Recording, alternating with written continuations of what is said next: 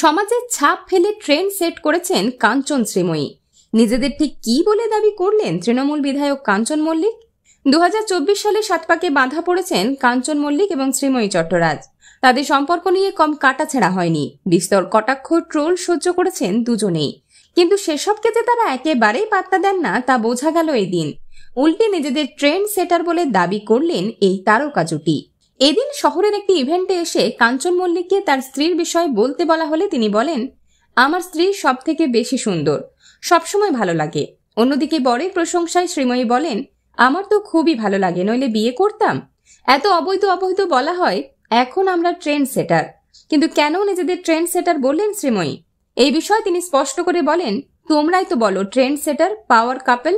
অসমবয়সী বিয়ে করেছিলাম আমরা, এখন বিভিন্ন অসমবয়সীর সম্পর্ক নিয়ে সিনেমা হচ্ছে, তো আমরা ট্রেন্ড সেটার নই? অন্যদিকে কাঞ্চন বলেন, আমরা সবসময় মার্ক ফেলে যাচ্ছি, আমরা মার্কার।